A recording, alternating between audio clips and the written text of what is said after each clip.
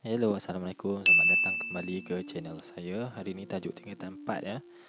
Di bawah tema 2.5 momentum. Okey, kita kenal dulu apa itu momentum. Momentum simbolnya P. Okey, huruf P kecil. Kita tengok kat sini ada dua kenderaan, lori dan juga kereta yang mempunyai velocity yang sama, tetapi which one is difficult to stop? Jawapannya adalah lori. Kenapa ya?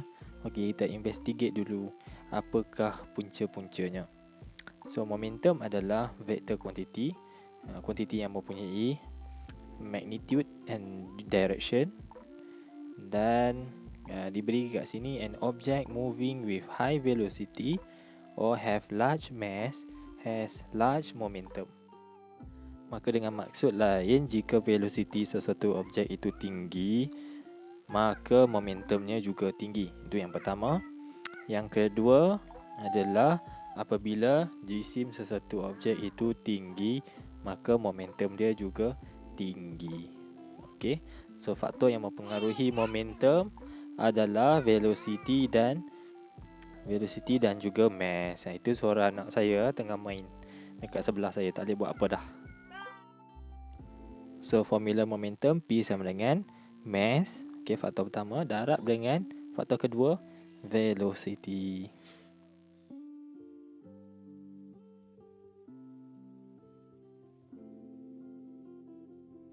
Okey, yang mana P adalah simbol untuk momentum, M adalah simbol untuk mass dan V adalah simbol untuk velocity. Okey, tengok unit ni, macam mana unit yang panjang ini boleh diterbitkan. Mudah saja, kita tulis balik formula P sama dengan mass darab velocity. Okey, satu-satu. Mass unitnya dalam kilogram. So kita tulis kg kat sini. Kemudian V pula, unit SI-nya adalah ms negatif 1. Okey, kemudian kita gabungkan guna operasi darab. So kg darab ms negatif 1 dapatlah kg ms negatif 1. Okey, itu cara terbitan unit untuk momentum. Okey, tengok contoh. Contoh ya. Lori. Woi, bisinglah. Okey, gangguan tadi ya. Mass lori 20,000. Velocity 22 meter per second. Zahin diam sat. Meter per second ni untuk lori. Kemudian car, kereta pula. Kereta ada jisim 2000 kg. So yang ni mass. Sebab ada dua mass kat sini. So mass lori kita letak M1. Mass car kita kita letak M2. Hang saja Zahin. Okay, and the car move with a velocity of 30 meter per second. So itu adalah V kita yang kedua. So V1 ini V2. Okay. So daripada maklumat ni, soalan minta kita carikan nilai momentum untuk lori. So P lori sama dengan apa? Dan juga P car sama dengan apa? So soalan A, selesaikan guna formula asas momentum P sama dengan mv. So P lori sama dengan M untuk lori M1. Okey, M1 darab dengan velocity lori V1. Okey, masukkan gantikan maklumat ke dalam formula. 20,000 darab 22 dapat 440,000. Okey, 440,000, unitnya kg ms negatif 1.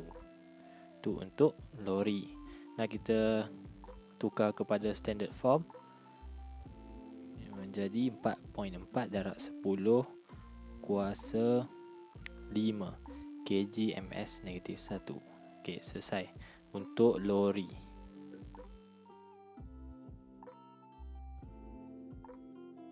Next, momentum untuk kereta. So momentum kereta P sama dengan M. Untuk kereta adalah M2 darab dengan velocity kereta V2. So ganti maklumat sekali lagi.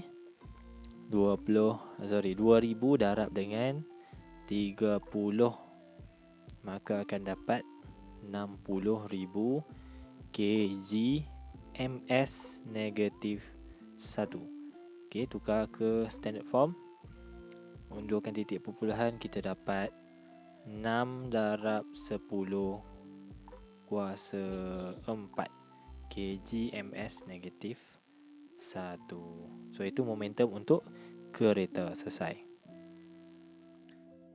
Seterusnya pecahan soalan B. If the lorry move with velocity same as the car, what is the momentum? So P lorry sama dengan, kat sini kita akan guna velocity of the car, tapi mass lorry masih lagi sama.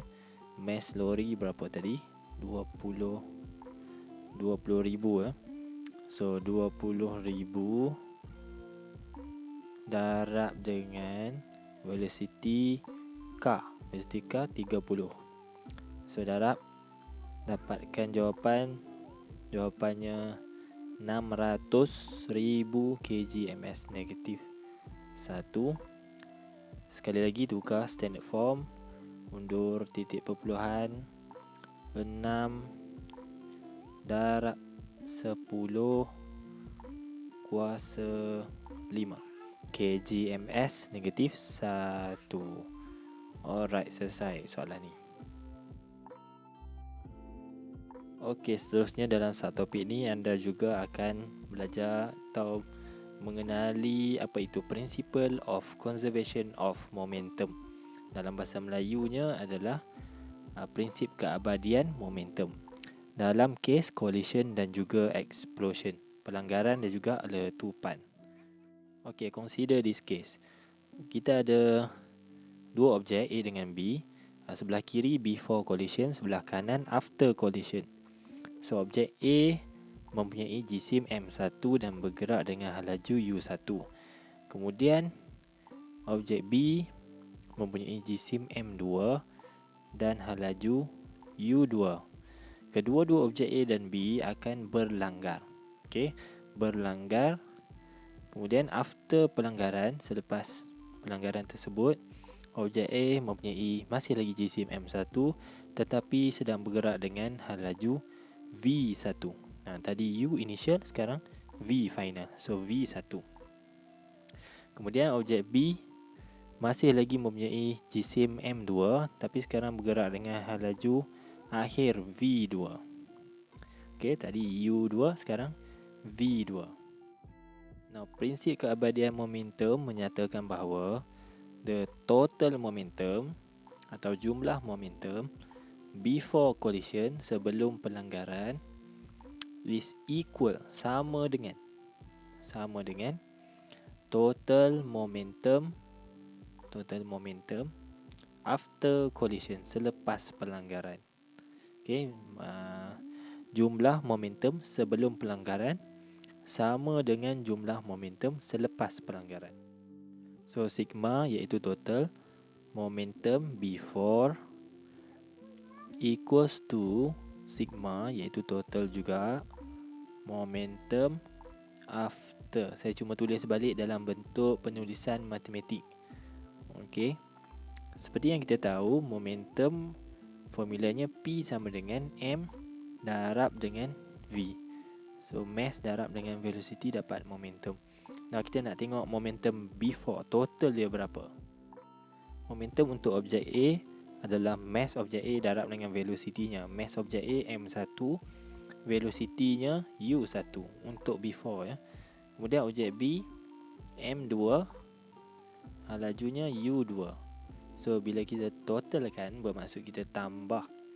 Okey, kita nak tambah, maka kita tulis semula di bawah. M1 U1 untuk A.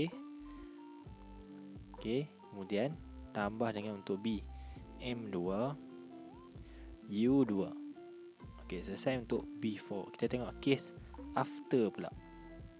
Okey, case after macam mana? Case after, mass masih lagi M1 untuk objek A. So M1 velocity-nya V2. V1. Kemudian untuk B, M2 V2.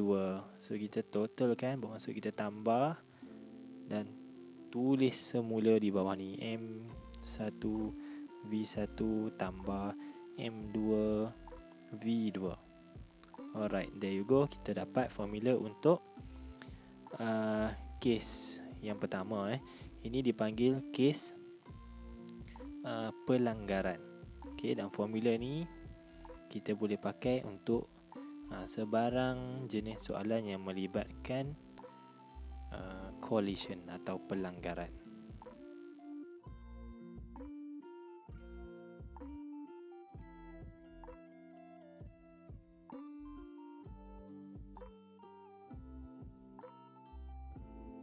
Okey, itu formula untuk collision. Macam mana pula untuk explosion? Jom kita tengok. Case explosion biasanya melibatkan objek-objek yang bergerak pada arah bertentangan. Contohnya dalam kes ni rifle dan juga peluru. Sebaik saja peluru ditembak, peluru akan meninggalkan rifle dan bergerak ke hadapan. Peluru bergerak ke hadapan dan kemudian menyebabkan rifle tersentak ke belakang yang dipanggil sebagai recoil. Recoil, sentakan. So, tindakan peluru ke depan juga disebut sebagai action. Yang sekaligus menyebabkan reaction. So, reaction adalah the recoil of the rifle, dan pergerakan rifle ke belakang. Contoh kedua kita tengok adalah the launching of a rocket. So rocket akan bergerak ke atas disebabkan oleh the hot gases rushes downwards. Ini juga dipanggil sebagai action. So gas tu tolak ke bawah, menyebabkan roket tertolak ke atas. So tertolak ke atas kita simpulkan sebagai reaction. Bertentangan arah. Action and reaction adalah bertentangan arah. So now macam mana nak dapat formula dia? Masih lagi kita guna formula yang tadi, sama juga. So M1U1 tambah M2U2 sama dengan M1V1 tambah M2V2.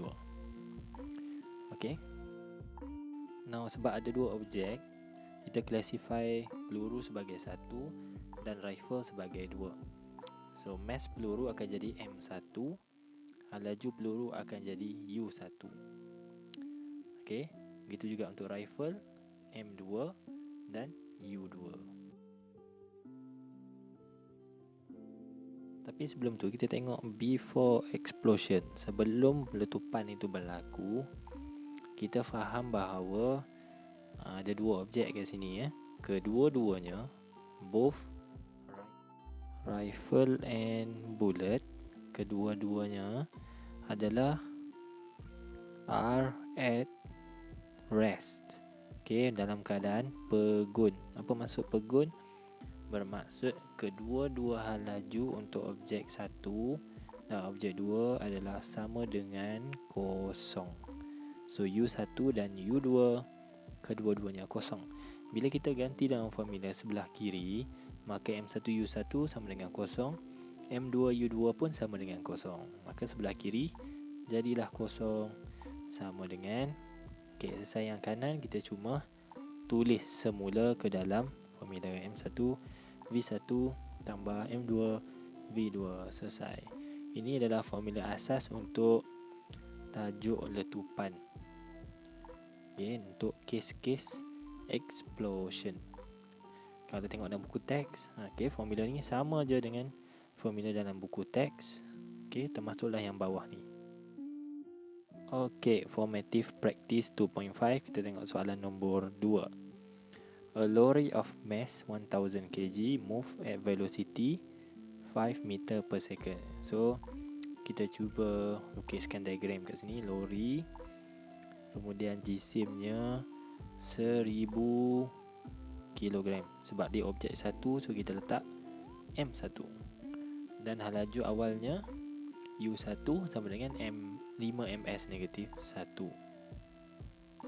Kemudian lori tersebut berlanggar dengan kereta yang jisimnya 800 kg dan velocity-nya 2 meter per second. Okey. So kedua-duanya bergerak, kita consider bergerak dalam arah yang sama, iaitu bergerak ke kanan. Okey, kita lukis kereta pula. Okey. Lukis kereta. Kemudian mass untuk kereta kita consider sebagai M2. So M2 800 kg. Okey, kemudian U2 sama dengan 2ms negatif 1. Ini sebelum pelanggaran. Okey, kita buat garis putus-putus. Sebelah kanan kita akan lukis pula apa jadi selepas pelanggaran. Okey, so baca lagi soalan. If the lorry move at velocity 3.4 in the same direction after collision, calculate the velocity of the car. So sebab pelanggaran dia nak apakah hal laju kereta. So sekali lagi kita lukis apa keadaannya selepas pelanggaran. So jisim lori masih lagi M1, nilai yang sama 1000 kg. Kemudian V1, okay, selepas pelanggaran jadi V lah. So V1 3.4 ms negatif 1. Okay, sebab pelanggaran 3.4. Kemudian apa jadi dekat kereta? So kita lukis sekali kereta, ada kemek sikit belakang. Okay. Kemudian kereta masih lagi bergerak dalam arah yang sama dengan lori. So mass kereta M2 sama dengan 800 kg dan V2. V2 ni lah yang kita nak cari.